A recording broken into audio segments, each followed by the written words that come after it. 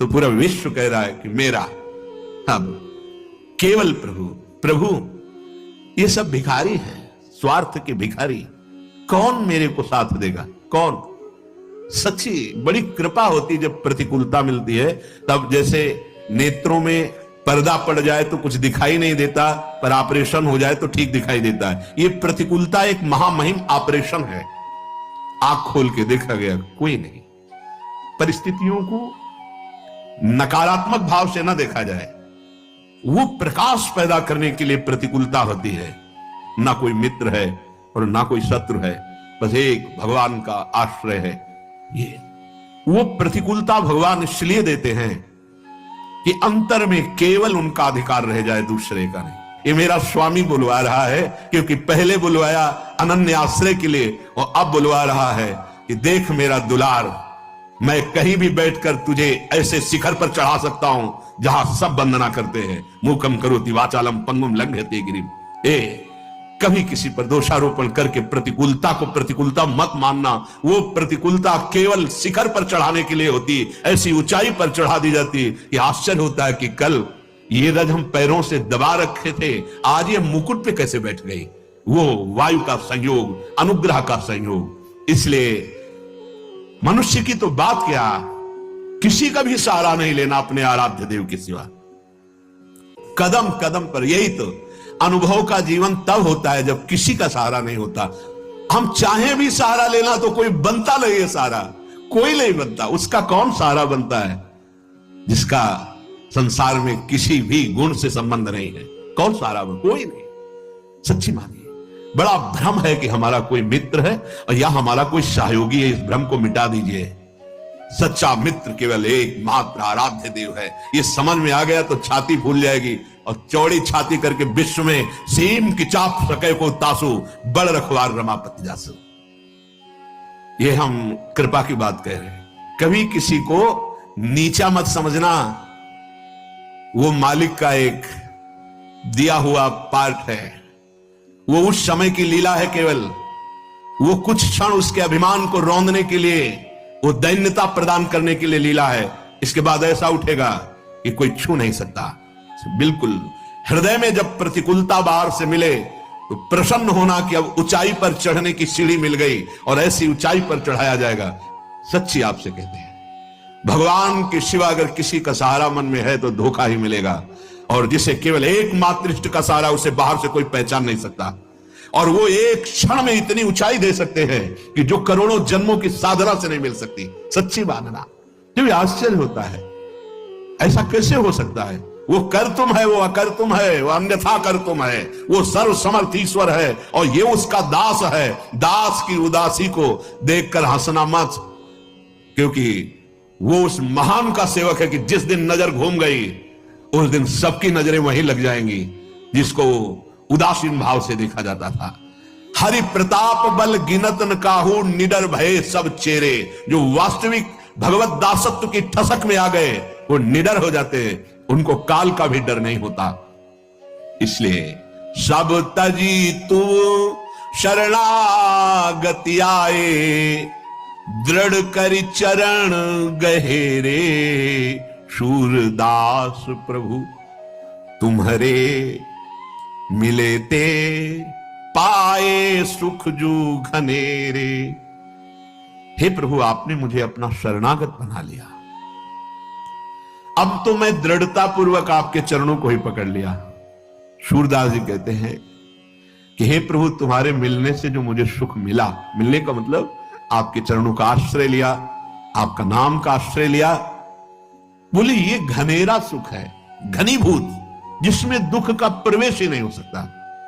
आप बाहरी दुखों को लेकर परेशान रहते हैं। उसने ये कह दिया, उसने ये कह दिया, शरीर रोग से ग्रसित है और व्यवस्थाएं ठीक नहीं। ये सब बाहरी बात है। एक बार तो परीक्षा दे दे और पास हो जा। हर परिस्थिति में प्रभु के प्रियाजू के चरण न भूले, फिर आप परिणाम देख लेना। पाए सुख जो घनेरे, ऐसा घनीभूत सच्चिदानंद सुख इन परलोक, पीछे के पद में था। महाप्रभु हरिवंश चंद्र जी ने कहा है, इस लोक में भी परलोक में परम सुख का निश्चित विश्वास करो। इसलिए श्रीपाद कह रहे हैं, ये जो अलमिह वितर्क जालय है, अब ये तर्क वितर्क का जाल छोड़ो, मोह जाल के काटने के लिए भगवत कृपा से सत्संग मिलेगा, उससे विवेक मिलेगा, विवेक से मोह का नाश करो और उड्डी एवं विहंगा पत वृंदा काननम रुचिरम, वृंदावन में आ जाओ, जितने घंटे वास करो बहुत महान है। जो सप्तपुरियों में आजीवन वास करने से प्राप्त होता है वो यहां 24 घंटे वास करने से प्राप्त हो जाएगा। ये श्रीपाद ने कहा, एक बार यहां के पुष्प को सूंघ ले प्रसादी, एक बार बिहारी जी से नेत्र मिला ले राधा वल्लभ लाल से, और एक बार इस भूमि में मस्तक रख दे, वो कभी नरक नहीं जाएगा। श्रीपाद कह रहे हैं और ये बड़े बड़े महानुभाव कह रहे हैं। श्रीधाम वृंदावन की एक कण रज का अगर तुम्हारे शरीर में लग गया है जीवन में कभी, तो यमदूत तुम्हें स्पर्श नहीं कर सकते।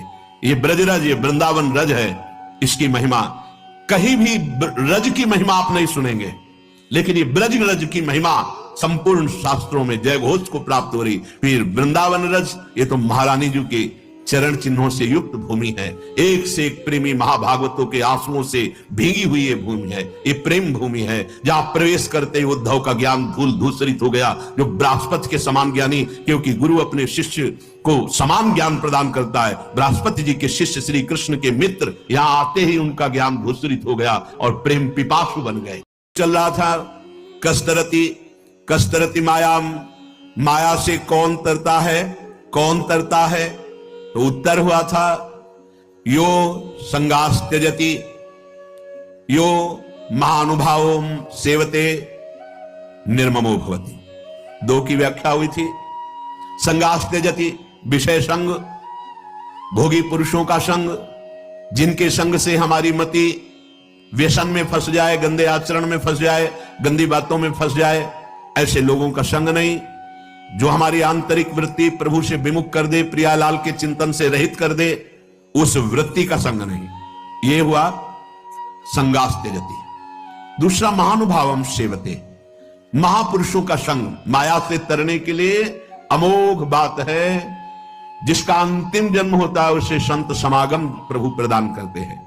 यो महानुभावम सेवते, पर महापुरुषों की सेवा में ममता बहुत बड़ी बाधा है, इसलिए निर्ममो भवति, ममता रहित होना अत्यंत आवश्यक है।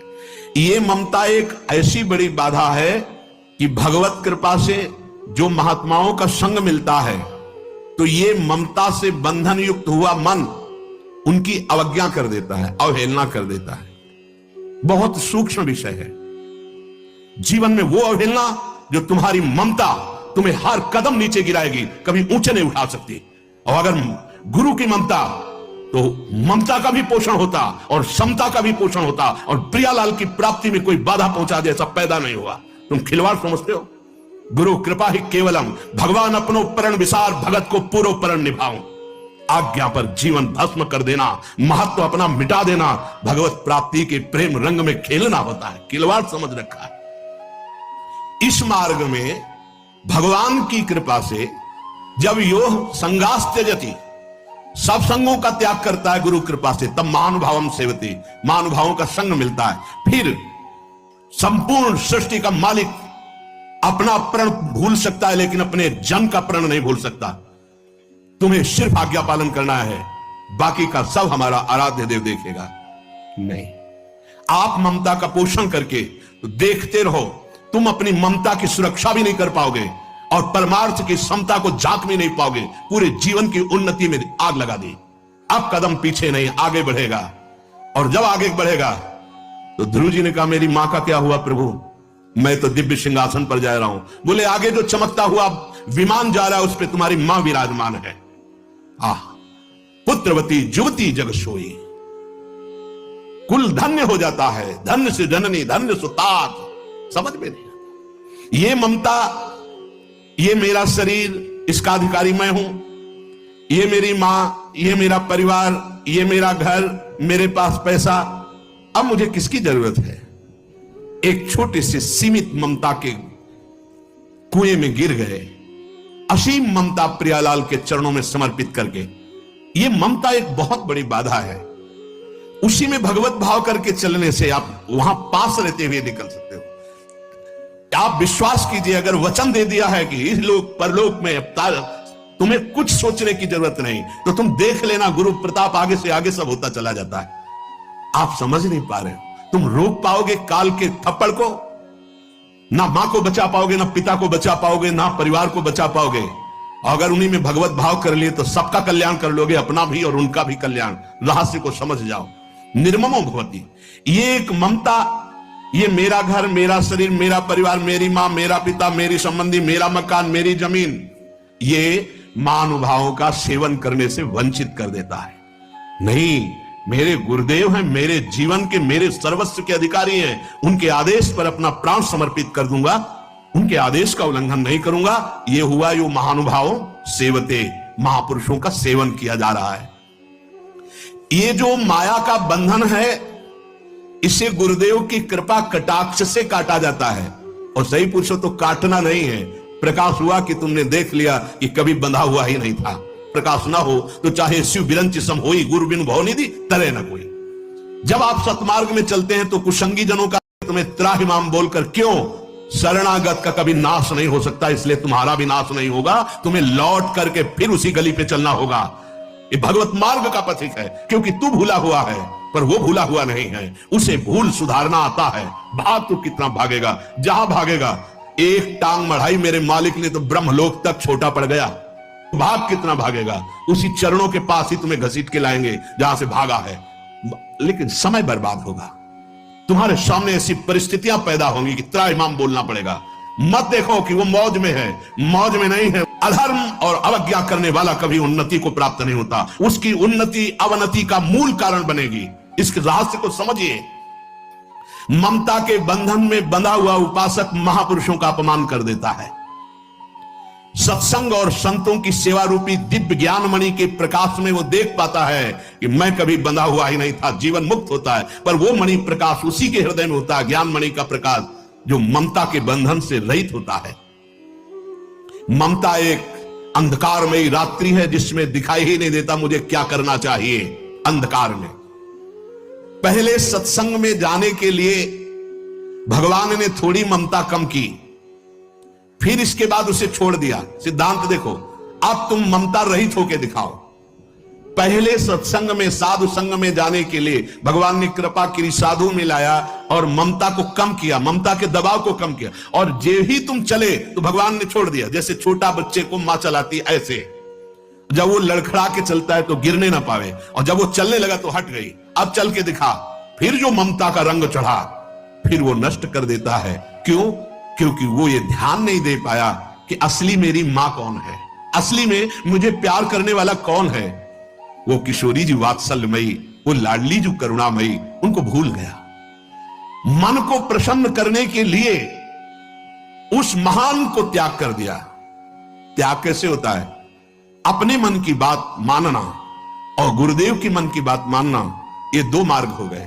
गुरुदेव के मन की बात मानना प्रियाजू की प्राप्ति का मार्ग है। अपने मन की, ये बेईमान मन, ना जानो छिन कवन बुद्धि घटे प्रकाशित, अभी तो कह रहा है परमार्थ, थोड़ी देर में यही मन कहेगा भोग।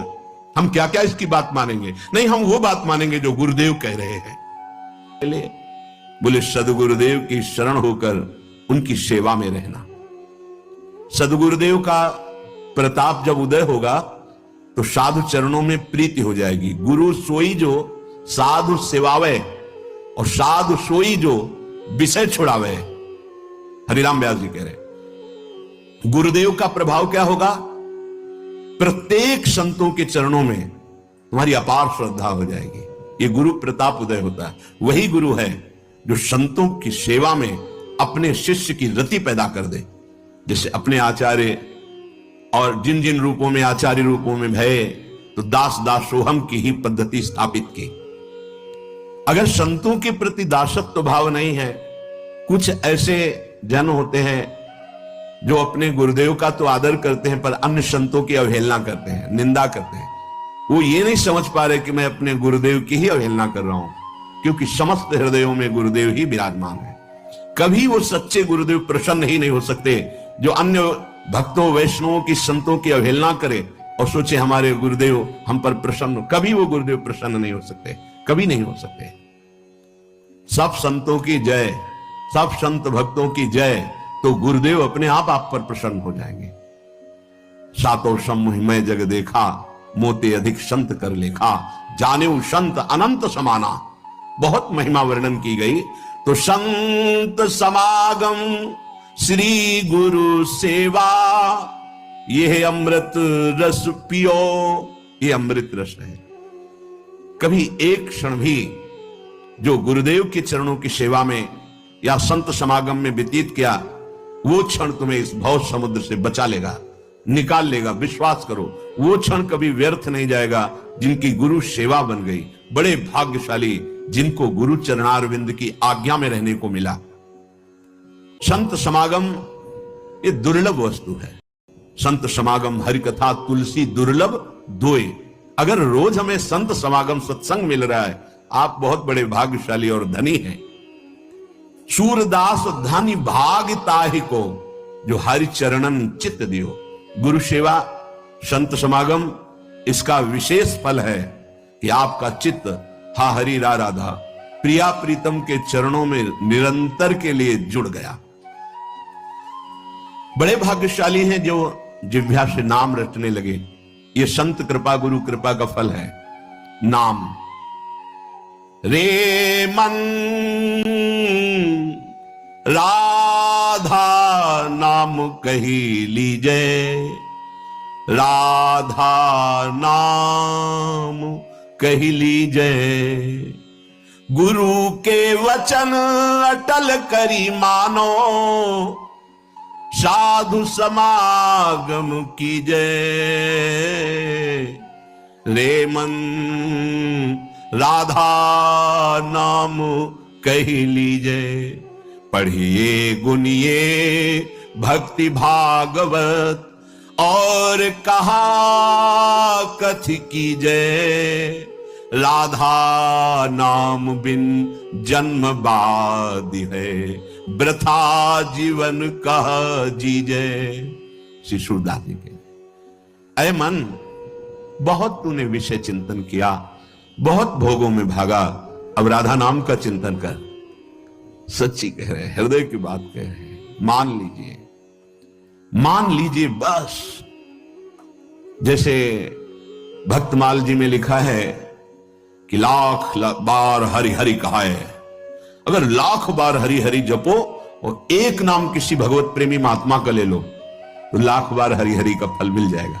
लाख बार हरि हरि हरि हरि हरि ऐसा जपा और एक बार किसी प्रेमी महापुरुष का नाम ले लिया। श्री नागरी दास जी की जय, श्री बिहारिन देव जी की जय, श्री भट्ट देवाचार्य की जय, हरिव्यास देवाचार्य की जय, हरिवंश महाप्रभु की जय, स्वामी हरिदास जी की जय। लाख बार हरि हरि कहे, एक बार हरिदास।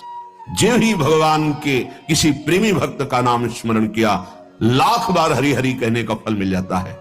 और समस्त प्रेमियों के हृदय में जहां से प्रेम प्रकाशित होता है, वो हमारी लाडली जो प्रेम दाता है। प्रेम की ध्वजा उपासना मार्ग में सर्वश्रेष्ठ गोपीजन हुई। और गोपीजनों को प्रेम कहां से प्राप्त हुआ? श्री कृष्णानुराग। बोले यत्पाद पद्म नख चंद्र मणिच्छटाया, विस्फूर्जितम किमपि गोपवधू स्वदर्शी, पूर्णानुराग रस सागर सार मूर्ति, साराधिका मयि कदापि कृपाम करोतु। जिनको नारद जी कहते हैं यथा ब्रज गोपी का नाम प्रेमी हो, तो ब्रज गोपियों जैसी प्रेम भक्ति की चरम सीमा का उदाहरण ब्रज गोपी। कहां से प्रेम आया? बोले यत पाद पद्म नख चंद्र मणि छटाया।